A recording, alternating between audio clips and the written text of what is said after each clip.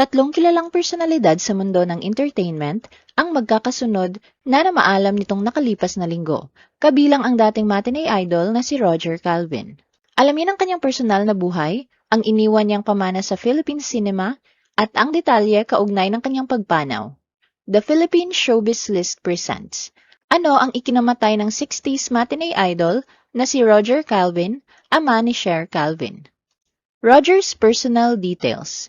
Si Roger Calvin, na isinilang noong November 9, 1946, ay isang Filipino-American actor at dating matinee idol na naging isa sa mga pinakasikat na leading men ng pelikulang Pilipino noong dekada 70.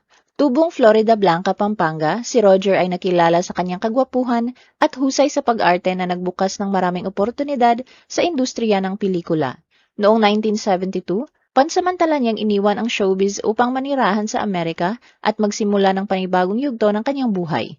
Habang naninirahan sa New York, nagtrabaho siya bilang bank teller at advertising assistant kasabay ng pag-aaral ng graphic arts at filmmaking.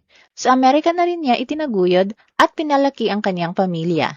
Isa sa kanyang mga anak ay si Cher Calvin na naging isa sa mga kilalang Filipino-American television journalist sa Los Angeles. Bago naging lead anchor ng KTLA-5, naging bahagi rin si Cher ng GMA Network at ABS-CBN sa Pilipinas. Sa mga naging panayam noon, hayagang ipinagmamalaki ni Roger ang mga tagumpay ni Cher at madalas niyang ibahagi ang kanilang malapit na ugnayan bilang mag-ama. Madalas namang ikwento ni Cher kung paano siya tinulungan ng kanyang ama na yakapin at ipagmalaki ang kanyang Filipino heritage. Sa mga huling taon ng kanyang buhay, hinati ni Roger ang kanyang oras sa pagitan ng Los Angeles, California at Maynila. Si Roger ay mayroong 3-bedroom condo unit sa New York kung saan sila dating nanirahan ng kanyang yumaong asawa na si Dr. Delia Santos at ng kanilang anak na si Cher. Bukod sa kanyang condominium sa New York, nagmamay-ari rin si Roger ng isang house farm sa kanyang bayan sa Florida Blanca, Pampanga, gayon din ang isang condominium unit sa Wakwak, Mandaluyong City at isa pa sa Pasig City. Roger's showbiz career. Naging contract star si Roger ng Leia Productions kung saan pinagbidahan niya ang iba't ibang pelikula kasama ang ilan sa mga pinakamalalaking pangalan ng Philippine film industry noong panahong yon. Unang ipinakilala si Roger sa pelikulang Manang Biday na ipinalabas noong 1966 na naging daan upang lalo siyang makilala sa industriya.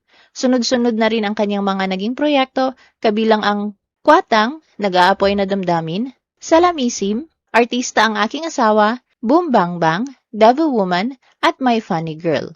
Sa loob ng mahigit 3 dekadang karera, nakagawa siya ng mahigit 30 pelikulang Pilipino na nagpatibay sa kanyang reputasyon bilang isa sa mga kinikilalang leading men ng kanyang henerasyon. Bagamat matagal nang nanirahan sa Amerika, hindi kailanman nawala sa alaala ng industriya ng pelikulang Pilipino ang naging ambag ni Roger.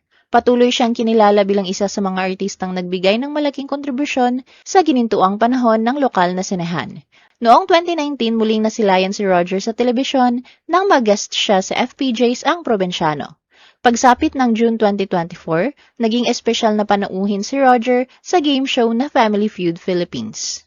Noong 2024 rin, ginawaran si Roger ng FAMAS bilang iconic movie actor of Philippine cinema kasama ang iba pang haligi ng industriya ng pelikulang Pilipino tulad nina Eddie Gutierrez, Dante Rivero, Coco Martin, Robin Padilla, Bong Revilla, Lito Lapid at iba pa. Roger passed away. Kinumpirma na ng pamilya ang pagpanaw ni Roger na namayapa noong July 30, 2026 sa edad na 79. Isa sa mga unang nagbigay pugay sa kanya ay ang kanyang anak na si Cher. Sa mga naunang panayam, madalas ikwento ni Cher kung paano siya tinulungan ng kanyang ama na yakapin at ipagmalaki ang kanyang Filipino heritage. Base sa impormasyong nasagap mula sa isang Filipino correspondent at talent manager na nakabase sa Los Angeles, matagal na umanong nagpapagamot si Roger sa California. Gayunpaman, nagpa siya umano siyang umuwi ng Pilipinas. Pagdating sa bansa, isinugod umano siya sa isang pagamutan kung saan siya kalaunang binawian ng buhay. Ayon pa sa naturang impormasyon, dumaranas umano si Roger ng kidney failure at sumasailalim sa regular na dialysis treatment. Pinaniniwala ang maaaring nakaapekto sa kanyang kondisyon ang mahabang biyahe mula Los Angeles patungong Pilipinas. Inaasahan ding darating sa Pilipinas si Cher upang personal na asikasuhin ang burol ng kanyang ama at iba pang mahahalagang bagay na may kaugnayan sa kanilang pamilya. Noong nabubuhay pa si Roger, kilala siyang mahilig makipagbonding sa kanyang mga veteranong kapwa-artista at malalapit na kaibigan sa Pilipinas. Bilang pagpupugay sa kanyang alaala, isang vigil mass ang idinaos noong August 1, 2026 sa St. Victor Catholic Church sa West Hollywood, California.